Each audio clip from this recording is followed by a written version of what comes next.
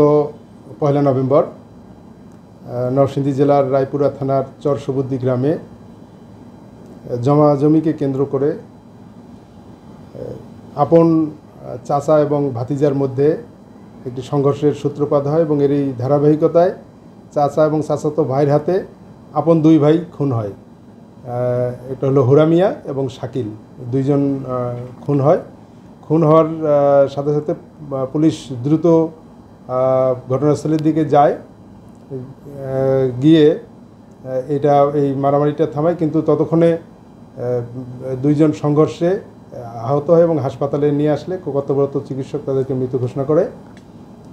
আমরা এই ঘটনায় জেলা পুলিশ, থানা পুলিশ এবং ডিবি সব মিলে ঘটনাস্থলে থেকে দ্রুত গিয়ে সেখান থেকে 9টি দেশীয় অস্ত্র, 5টি বড় রামদা এবং 4টি ছুরি উদ্ধার করতে সক্ষম হই এবং এই ঘটনার সাথে জড়িত 3 জনকে আমরা তৎক্ষণাৎ গ্রেপ্তার করে নিয়ে আসি এবং সাথে সাথে অন্যান্য আসামি যারা পলাতক রয়েছে তাদেরকে ধরার জন্য অভিযান পরিচালিত হয়।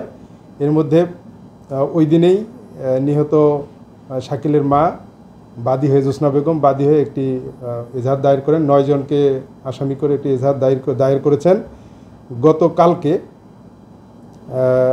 এই হত্যাকাণ্ডের অন্যতম মূল আসামি আউয়াল মিয়ার ছেলে শিপন ডিবি পুলিশের হাতে গ্রেপ্তার হয়েছে। অন্যান্য আসামি গ্রেপ্তারের জন্য আমাদের অভিযান অব্যাহত আছে। আমাদের কথা হলো যে এই হত্যাকাণ্ডের সঙ্গে যে জড়িত থাকুক তাদেরকে আমরা আইনের আওতায় নিয়ে আসবো। আমরা হত্যাকাণ্ডের সাথে সাথে ওই দিনেই 3 জনকে এজাহার নামীয় 3 জনকে আমরা গ্রেপ্তার করেছি। এজাহার নামীয় 3 জন শরীফা বেগম, আরজিনা এবং আসমা, অর্থাৎ আউয়াল এই হত্যাকাণ্ডের যে মূল আসামি 1 নম্বর আসামি আউয়াল হলো যে নিহত হয়েছে তার আপন চাচা।